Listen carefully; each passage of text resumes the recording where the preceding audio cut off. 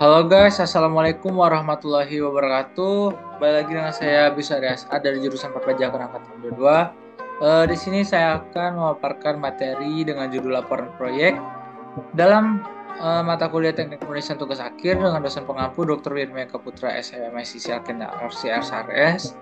Oke, langsung saja. Apa itu laporan proyek? Laporan proyek yaitu dokumen yang merinci seluruh kegiatan yang dilaksanakan dalam sebuah proyek jasa konstruksi. Selain itu, laporan proyek mencakup berbagai aspek penting seperti pencapaian yang telah diraih, hambatan yang dihadapi, risiko yang mungkin timbul, serta penggunaan sumber daya termasuk anggaran, tenaga kerja, dan material.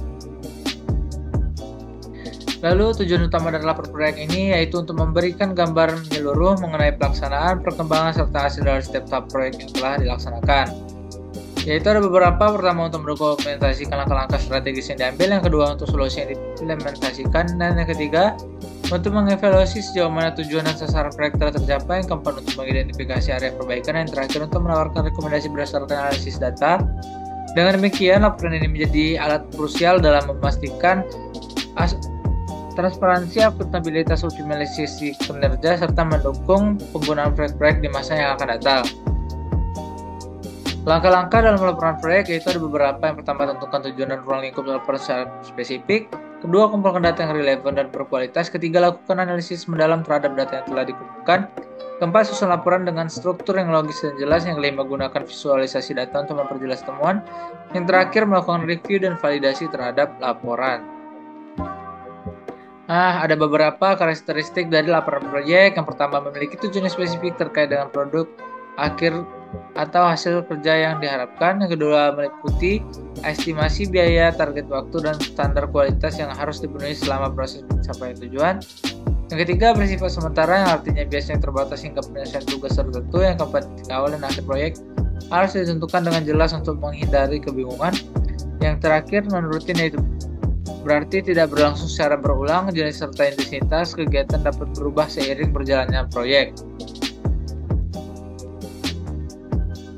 Lalu ada jenis-jenis laporan yang umum digunakan. Yang pertama, laporan kemajuan harian, yaitu laporan yang disusun setiap hari yang mencakup detail aktivitas yang telah dilakukan selama hari tersebut serta progres proyek secara umum.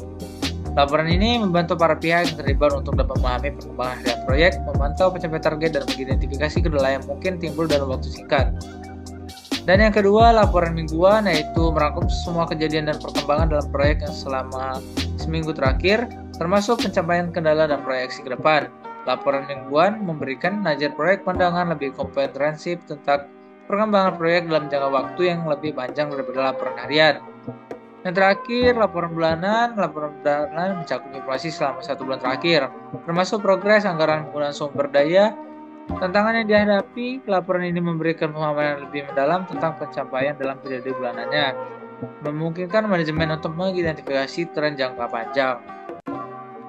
Oke, itu saja. Saya akhiri, lebih dan kurang. Wassalamualaikum warahmatullahi wabarakatuh.